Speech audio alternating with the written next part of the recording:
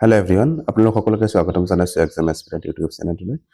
বন্ধুসকল আজিৰ ভিডিঅ'টোত আমি আলোচনা কৰিবলৈ গৈছোঁ লাৰ্ণিং ডিছেবিলিটিছৰ বিষয়ে আগন্তুক যি আমাৰ চিটেট হ'বলৈ গৈ আছে তাৰ কাৰণে অসমীয়া ভাষাৰ সহায় হোৱাকৈ এই ডিছেবিলিটিছখিনি আমি আজি ধুনীয়াকৈ চাম ভিডিঅ'টো ইমান দীঘলীয়া নকৰোঁ মানে শ্বৰ্ট ভিডিঅ' হ'ব কিন্তু বহুত ইনফৰ্মেটিভ হ'ব আপোনালোকে নোচোৱাকৈ নাথাকিব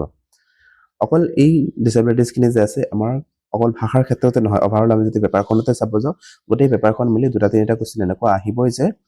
মানে এই ডিছেবিলিটিছৰ পৰা মানে কেতিয়াবা এনেকুৱা আহিব যে মানে অকল ডিছেবিলিটিছখিনি এটা সুধি দিব আৰু কেতিয়াবা এনেকুৱা আহিব যে এটা ছাইডত ডিছেবিলিটিছখিনি দি দিব আন এটা ছাইডত মানে সেই তাৰ লক্ষণখিনি দিব চ' আপোনালোকে গোটেইখিনি ভালকৈ চাব নোচোৱাকৈ নাথাকিব চ' দেৰি নকৰি আমি এতিয়া চাম কি লাৰ্ণিং ডিছেবিলিটিছৰ মানে ইয়াত দিয়া আছে কিছুমান সেইখিনি আমি চাম এতিয়া চাম আমি প্ৰথমে লাৰ্ণিং ডিছেবিলিটিছটো কি হয় প্ৰথমে আমি যদি ক'ব যাওঁ যে শিশুসকলৰ যি বিভিন্ন ধৰণৰ শিকাৰ ক্ষেত্ৰত অক্ষমতা থাকে মানে তেওঁলোকে ভালকৈ কথা ক'ব নোৱাৰা বা তেওঁলোকে লিখিব নোৱাৰা বা পঢ়িব নোৱাৰা এই যিবোৰ বিকাৰ থাকে যিবোৰ সমস্যা থাকে তেওঁলোকৰ জীৱনত এই সমস্যাবোৰক আমি কি বুলি ক'ব পাৰোঁ মানে লাৰ্ণিং অক্ষমতা বা শিকন অক্ষমতা বা লাৰ্ণিং ডিছেবিলিটিছ বুলি ক'ব পাৰোঁ ইয়াত দিয়া আছে যে শিকাৰ ক্ষমতা বা যোগ্যতাৰ ঘাটি থকাটোৱে হ'ল শিক্ষণ অক্ষমতা বা তেওঁলোকৰ শিকনৰ যি ক্ষমতা থাকে সেই ক্ষমতা তেওঁলোকৰ মানে কিছুমান ঘাটি থাকিব বা তেওঁলোকৰ কিছুমান মানে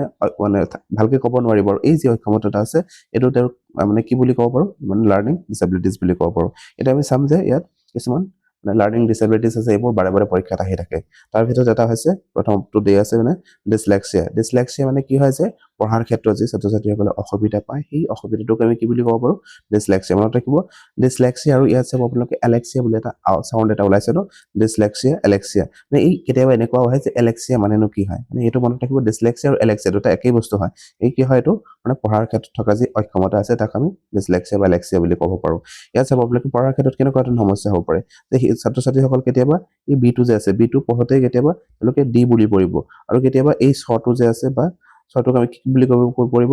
ৱাজ বুলি পৰিব তেনেকুৱা ধৰণে কি হ'ব পাৰে তেওঁলোকে পঢ়াৰ ক্ষেত্ৰত বিভিন্ন ধৰণৰ সমস্যাৰ সৃষ্টি হ'ব পাৰে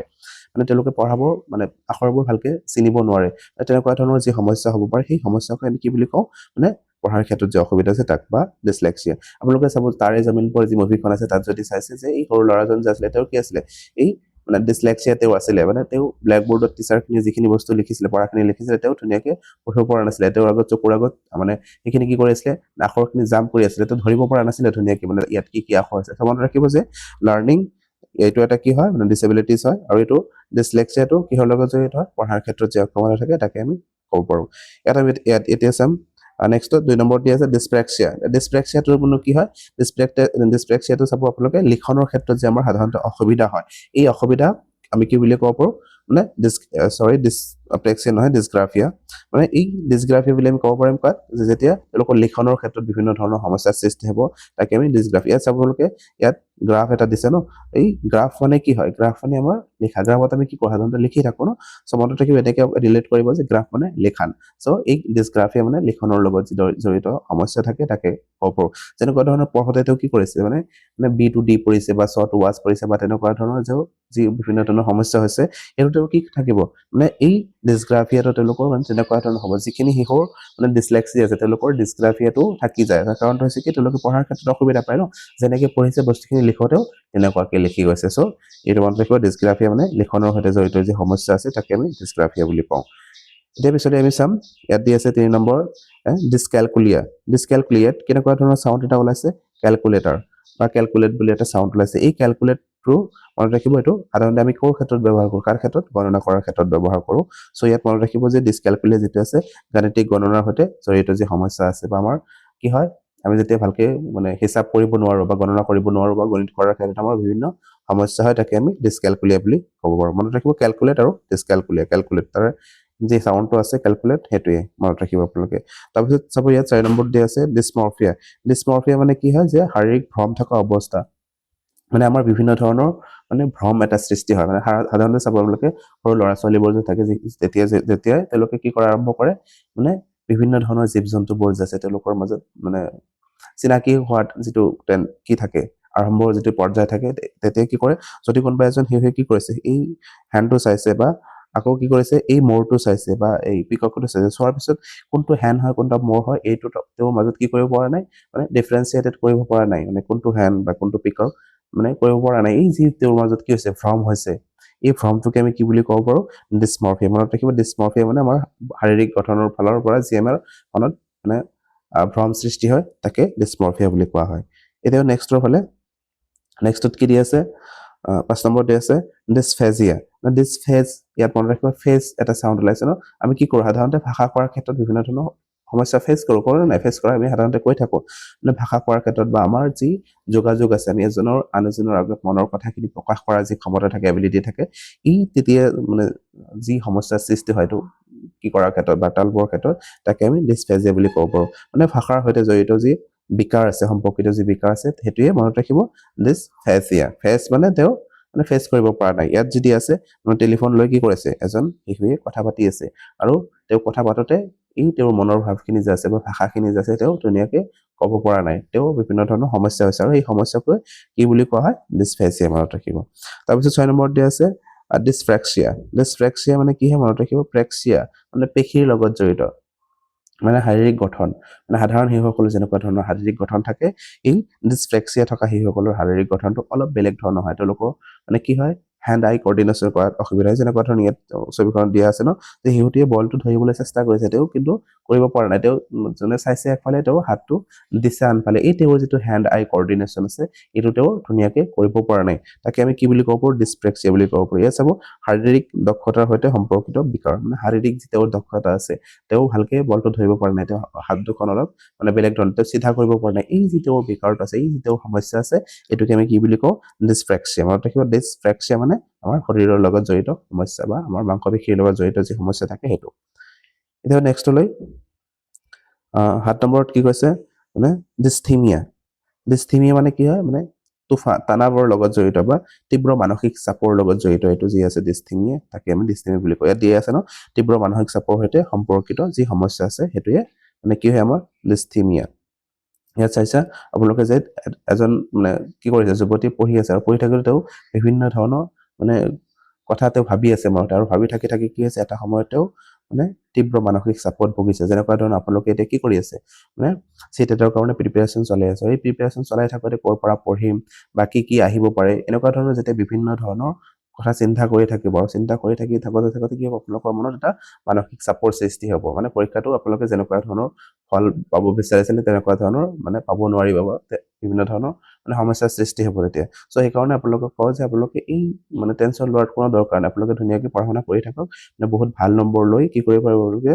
মানে চিটেট পাছ কৰিব পাৰিব আৰু চিটেট পাছ কৰাৰ লগে লগে আমাৰ অসমত কি হয় মানে চাকৰি আহি আছে ন চাকৰি চ' আপোনালোকে ধুনীয়াকৈ পঢ়ি থাকক মানে ইয়াত ক'ব বিচাৰিছে দিছ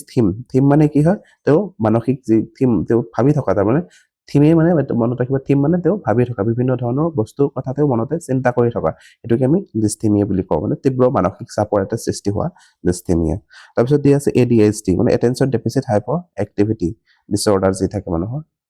সাধাৰণতে চাব আপোনালোকে সৰু ল'ৰা ছোৱালীবোৰ যে থাকে তেওঁলোকে মানে এটা জেগাতে তেওঁলোকৰ যি মানে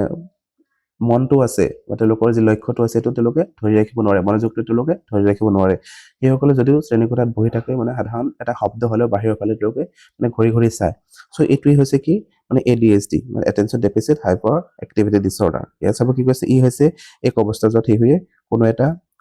বস্তুত কেন্দ্ৰীভূত বা মনোযোগ কেন্দ্ৰীভূত কৰিব নোৱাৰে আৰু অতি সক্ৰিয় হৈ থাকে আৰু কি হয় শিশুজন মানে একেবাৰে অতি সক্ৰিয় হৈ থাকে অতিকৈ সক্ৰিয় মানে তেওঁ মানে সাধাৰণ কিবা এটা বাহিৰৰ ফালে শব্দ হোৱাৰ লগে লগে তেওঁ সেইফালে চাব আৰু এটা ঠাইতে তেওঁ বহি কেতিয়াও নাথাকে ইফাল ঘূৰি ফুৰিব ইফাল মানে চাই থাকিব মানে এই যিটো তেওঁ মানে মনোযোগ ধৰি নৰখাৰ যি ক্ষমতা মানে অসুবিধা হৈছে বা মনোযোগ তেওঁ যদি ধৰি ৰাখিব পৰা নাই সেইটোকে আমি ADHD বা attention deficit hyper activity disorder বুলি কওঁ চাব আপোনালোকে কেতিয়াবা এনেকুৱা ধৰণৰ কুৱেশ্যন আহে যে শিশুটোৱে কি কৰিব পৰা নাই তেওঁ মনোযোগ ধৰি ৰাখিব পৰা নাই শিক্ষকজনে কি কৰিছে তেওঁৰ মনোযোগ ধৰি ৰখাৰ কাৰণে মানে সৰু তেওঁ কাম দিছে মানে 40 মিনিটৰ কামখিনি কি কৰিছে 5 মিনিট 10 মিনিটকৈ ভাগ কৰি দিছে এই যি এনেকুৱা কৰি দিয়াৰ কাৰণটো কি হয় এইটো তেনেকুৱা কৈ সুধিব পাৰে যে এইটোক আমি তেতিয়া কি ক'ব পাৰিম যে এইটো ADHD থকা যি শিশু আছে তেওঁৰ লক্ষণ হয় মনত ৰাখিব আপোনালোকে এতিয়া নেক্সটলৈ ইয়াত দি আছে RPWD এক্টৰ কথা দি আছে ৰাইট অফ পাৰ্চন উইথ ডিছেবিলিটিজ যি এক্ট আছে এই এক্টৰ কথা কৈছে মানে ইয়াত কি হৈছে চাব 2016ত মানে এই এক্টটো আনিছিলে মানে ইয়াৰ আগতে 1995 চনত মানে এক্টটো আছিলে যে তাতে 7 প্ৰকাৰৰ যে আমি আগৰ যে 7টা পালো সেই 7 প্ৰকাৰৰ কি আছিলে ডিসেবিলিটিছৰ কথা উল্লেখ আছিলে কিন্তু এই যে 2016 চনত এক্টটো পৰিৱৰ্তন কৰা হ'ল তাত 21 প্ৰকাৰৰ কি কৰা হ'ল ডিসেবিলিটিছ এড কৰা হ'ল সো এইটো আপোনালোকে মনত ৰাখিব এইটো আহে পৰীক্ষা যে প্ৰথমত কেইটা আছিলে মানে এই প্ৰথম এক্টটো কেতিয়া আনা হৈছিলে 1995ত আৰু তাত কেইটা আছিলে ডিসেবিলিটিছৰ কথা মানে 7টা আছিলে আৰু এই এক্টটো কেতিয়া আমাৰ কি কৰা হৈছে শুধৰণি কৰা হৈছে এইটো মনত ৰাখিব এইটো আহে যে মনত ৰাখিব 2016 চনত এক্টটো মানে শুধৰণি কৰা হৈছে আৰু এই শুধৰণি কৰা মতে কেইটা আছিলে লাৰ্নিং ডিসেবিলিটিছ 21টা এটা মনত ৰাখিব এতিয়া আমি চাম যে এইবোৰ যে এড কৰিলে কি কাৰণে এড কৰিলে ইয়াত চাব আপোনালোকে ইয়াত দিয়া আছে ইয়াৰ দ্বাৰা পৰামৰ্শ দিয়া যুক্তিৰাজি ইয়াত আছে জীৱনৰ সকলো ক্ষেত্ৰতে সমস্যা আৰু বৈষম্যহীনতা মানে এই যে ডিসেবিলিটিছ খিনি থকা মানুহ আছে 21 প্ৰকাৰৰ যে এড কৰিলে মানে সাধাৰণতে মানে আমি যে সাধাৰণ শিশু আছে সাধাৰণ শিশুৰ লগত সেই শিশুখিনি অলপ ডিফাৰেন্স এটা থাকে আৰু সেইকাৰণে কি কৰা হৈছে এইবোৰ এড কৰা হৈছে ইয়াত কৈছে ন জীৱনৰ সকলো ক্ষেত্ৰতে অসমানতা বা সমানতা আৰু বৈষম্যহীনতা তেওঁলোকে দূৰ কৰিব বিচাৰিছে মানে দূৰ কৰিব বিচৰাৰ কাৰণে এইখিনি কি কৰিছে যদিও ডিসেবিলিটিছ বুলি কৈছে সাধাৰণ স্কুলতে তেওঁলোকক পঢ়াব লাগে বা কি কৰিব থাকিব লাগে সাধাৰণ শিশুৰ লগতে তেওঁলোকে চলাফিলা কৰি থাকিব এইটো মানে সিদ্ধান্তটো লোক কি কৰিছে ইয়াতে কৈছে তাৰপিছত 2 নম্বৰত কৈছে 2 নম্বৰ নহয় সৰি ইয়াত কৈছে বিদ্যালয়লৈ যোৱা শিশুসকলৰ প্ৰতি 5 বছৰলৈ জৰীপ কৰিব মানে তেওঁলোকে যে 5 বছৰ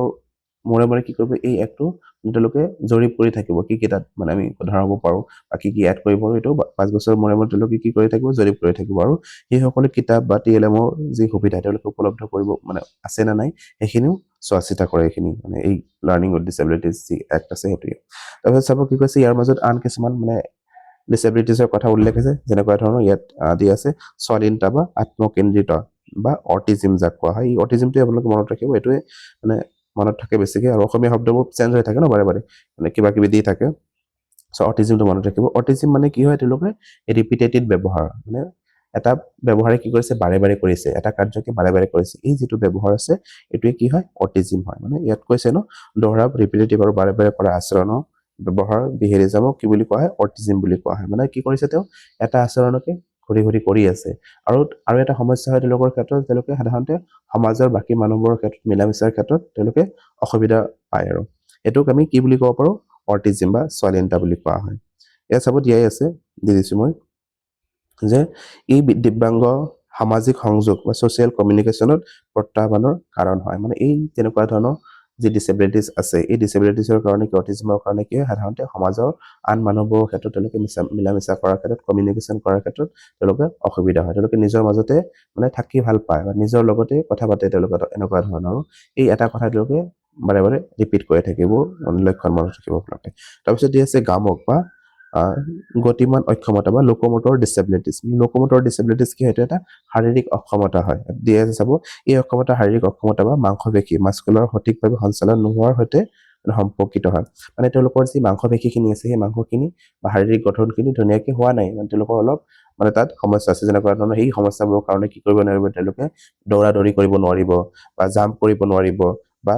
মানে খোজ কাঢ়িব নোৱাৰিব তেওঁলোকে এই যিবোৰ সমস্যা আছে এই সমস্যাটোৱে মানে কি বুলি ক'ব পাৰো লোকোমোটৰ ডিসেবিলিটিছ থকা শিশুসকলৰ লক্ষণ আৰু তেওঁলোকে হাতত কিবা এটা বস্তু লৈহে তেওঁলোকে চলাফিৰা কৰিব পাৰে ইয়াত যেনেকুৱা ধৰণৰ দি আছে যে তেওঁলোকে মানে খোজ কাঢ়িব পৰা নাই আৰু কিবা এটা বস্তু তেওঁলোকে কি কৰা আছে মানে সুবিধা কৰি দিয়া আছে স্কেফল্ডিং এটা দিয়া আছে আৰু তাৰ ফলত তেওঁলোকে কি কৰিছে মানে খোজ কাঢ়িবলৈ চেষ্টা কৰিছে এই যিটো অসুবিধা আছে এইটোকে আমি লোকোমোটৰ ডিসেবিলিটিছ মেইনলি মনত ৰাখিব লোকোমোটৰ ডিসেবিলিটিছ কি হয় আমাৰ যে মাংসপেশীবোৰ যে আছে আমাৰ যে মটৰ স্কেলছবোৰ আছে সেইবোৰ মানে বিকাশ হোৱা নাই ধুনীয়াকৈ তেওঁলোকৰ তাত সমস্যা আছে আৰু সেইকাৰণে ইয়াক আমি গামক বা গতিমান অক্ষমতা বা লোকোমোটৰ ডিসেবিলিটিছ বুলি কওঁ